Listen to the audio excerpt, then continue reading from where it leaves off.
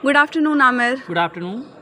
सो आमिर, आपकी क्या परसेंटाइल रही इस बार नेट के एग्ज़ाम में? इस बार नेट के एग्ज़ाम में मैंने 99.872 परसेंटाइल स्कोर किया और ऑल इंडिया रैंक जो थी वो 11 आई हुई थी। Wow, congratulations. जी शुक्रिया। और मुझे JRF मिला इस बार। ओके, सो कितनी साल की तैयारी में ये पॉसिबल हो पाया? साल की नहीं, क्योंकि अभी तो मैं मास्टर्स में हूँ, तो 3 महीने मिले थे मुझे अच्छे से तैयारी करने के लिए, अक्टूबर, नवंबर और दिसंबर। ओके, मतलब आप मास्टर्स में हैं? जी, अभी मैं मास्टर्स के फाइनल ईयर में हूँ। Wow, it's a big deal. जी।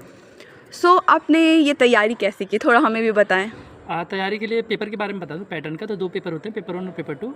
ठीक है, तो पेपर 2 के लिए तो मुझे मास्टर्स से ही जो नोट्स मिले हुए थे, जो नोट्स मैंने बनाए थे सिलेबस से, वही काम आ गया था। पेपर 1 के लिए पढ़ना ज़रूरी होता है, क्योंकि बहुत ज़्यादा इंपॉर्टेंट वही होता है। तो उसके लिए कितने मार्क्स आए थे आपके पेपर 1 में?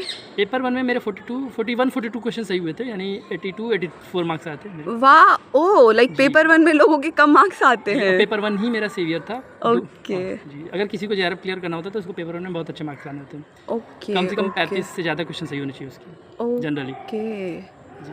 हाँ, तो अब थोड़ी अपनी तैयारी के बारे में और तो बता दें। पेपर 1 के लिए तैयारी करनी थी अच्छे से। तो पेपर 1 के लिए मैंने प्रीवियस ईयर क्वेश्चन को अच्छे से एनालाइज करने के बाद जो NTA से मैंने टॉपिक्स के निकाले और टॉपिक्स के नोट्स मैंने बनाए थे बुक्स और इंटरनेट सोर्सेज से। ओके, मतलब आपके सोर्सेज थे book, internet and previous year question. Main sources थे प्रीवियस ईयर क्वेश्चन, उसी से मैंने टॉपिक्स डिसाइड किया और टॉपिक्स NTA के जो टॉपिक्स दिए हुए हैं सिलेबस में, उसी से सब टॉपिक्स मैंने प्रीवियस ईयर क्वेश्चन से निकाले और बुक्स से और इंटरनेट से मैंने नोट्स क्रिएट किए। ओके, सो ये चैनल बनाने के पीछे क्या रीज़न था? ये चैनल बनाने के पीछे रीज़न यही था कि कंटेंट तो बहुत अच्छा खासा है यूट्यूब पे, हाँ, जो फ्रीली अवेलेबल है, लेकिन बहुत ज़्यादा वास्ट कंटेंट है। तो मेरी जो स्ट्रेटजी थी कि प्रीवियस ईयर क्वेश्चंस को अच्छे से एनालाइज करूँ और टॉपिक्स को अच्छे से क्लियर करूँ, टॉपिक्स क्या आ रहे हैं एक्चुअली। या नेट के एग्ज़ाम में या फिर किसी भी कॉम्पिटिटिव एग्ज़ाम में ना, हमें ये जानना चाहिए कि हमें क्या नहीं पढ़ना है। जी बिल्कुल, क्योंकि सिलेबस तो दिया हुआ है और बहुत वास्ट सिलेबस है।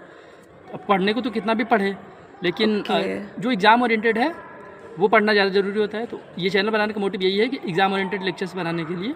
ओके, जी। अगर आप हमारे स्टूडेंट्स को कुछ टिप्स एंड ट्रिक्स या फिर आप 1 वर्ड में ये डिस्क्राइब करिए कि कैसे नेट तो नहीं, अब तो JRF बताइए कैसे क्लियर किया जा सकता है। जी 1 वर्ड तो नहीं, 2 वर्ड्स में मैं बता सकता हूँ। ओके जी, पहला हो गया कंसिस्टेंसी। आप रेगुलर पढ़ाई करिए, 1, 2, 3 घंटे की रेगुलर पढ़ाई करिए। और 3 घंटे की पढ़ाई में क्या ये पॉसिबल है? जी बिल्कुल पॉसिबल है, 2-3 घंटे की पढ़ाई में बिल्कुल पॉसिबल है, बस कंसिस्टेंट रहिए आप। और दूसरा है प्रीवियस ईयर क्वेश्चंस को बहुत अच्छे से आप करके जाइए, बहुत अच्छे से एनालाइज करिए। Okay, thank you Aamir. और हम आपसे यही उम्मीद करें कि आप रेगुलर वीडियोस बनाएं जिससे बच्चों को फ़ायदा हो। जी। Thank you so much.